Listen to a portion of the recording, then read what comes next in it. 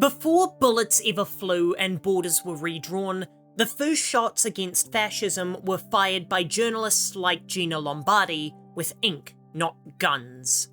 It's people like Gina who make or break fascism, with the media's influence on the population playing a heavy role in public support, without which no empire can thrive, which makes her inclusion as the sidekick in the Great Circle a brilliant foil to Indy's more straightforward approach. That's not to imply Indy's dumb. He's the type of man to punch a Nazi before trying to debate them, like a smart person does. But Gina serving as Indy's intellectual equal also helps modernize the tired trope of the female sidekick who's only here for one installment, to the point that it's shocking that this is from the same franchise that Temple of Doom was in. It's a great movie, but it's the weakest of the trilogy, almost exclusively because of Willie Scott's comically bad damsel in distress trope, eardrum bleeding screeching, and how she refuses to do anything to advance the plot. In a contrast so stark it's simultaneously King in the North and Iron Man, Gina constantly helps advance the plot with her discoveries, and serves as a counterpoint to Indy's bluntness, with her more nuanced and strategic methods of approach. This highlights the multiple ways resistance against fascism can be implemented. While Indy is a man of action, Gina is a woman of the people. This dynamic leads to them making an extremely effective pair, rather than one dragging down the other and leading to them butting heads.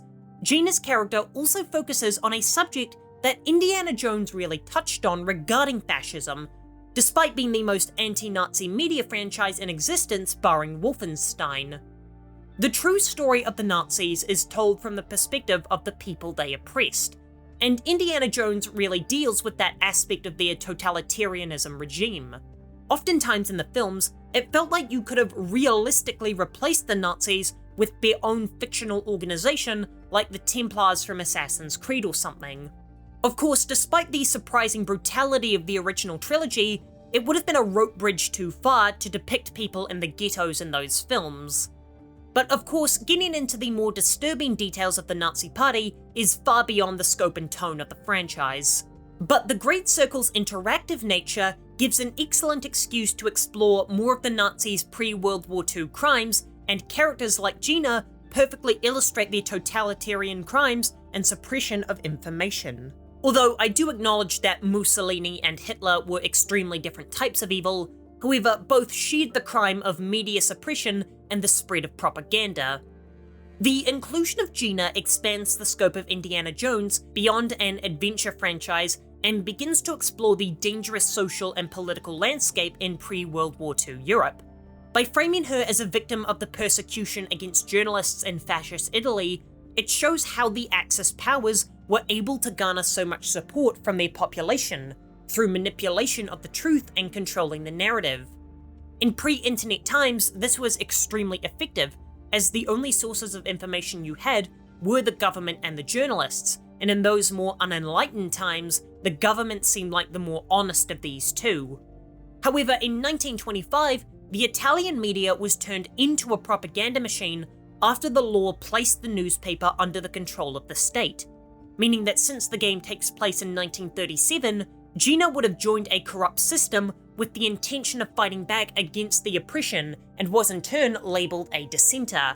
However, while this would serve as an acceptable motivation for joining Indy's crusade against the Nazis, the writers have cleverly given her a contrasting motivation to make her more of a human character. Gina joins Indy to help look for her sister Laura, who disappeared while helping the Nazis. Combining a personal and professional motivation helps to convey Gina's status as a resistance member in a more nuanced way.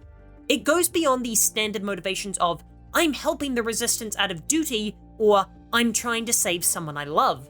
While alone these motives are incredibly stale, when you combine them, it creates a contrast between professional and personal duties that leads to your character making more interesting decisions.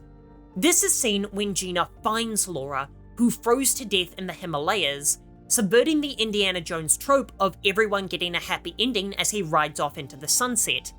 If Gina was purely motivated by finding her sister, then she would be consumed by the hate and continue the journey out of a sense of revenge, which would be wasted from a story perspective as we the viewer never knew Laura and it wouldn't resonate.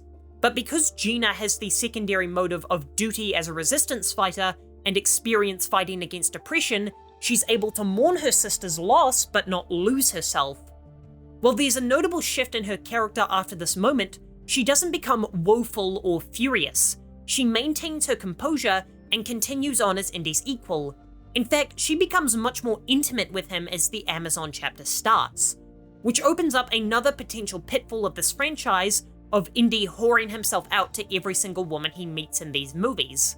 But the game uses the romance subplot wisely. It allows the characters to become close enough so that the finale has personal stakes in it for Indy and Gina, but then it cuts the romance off extremely early so that it doesn't further degrade Indy as some lovesick puppy that hooks up with any girl he forms a semi-positive relationship with. By navigating and avoiding all of these common tropes that plague not only this franchise, but female characters in general, the Great Circle is able to write a fleshed-out character with a unique perspective and intriguing history. For more Indiana Jones and the Great Circle essays, here's one about why the game had to be in first person, and I'll be back in 2 days.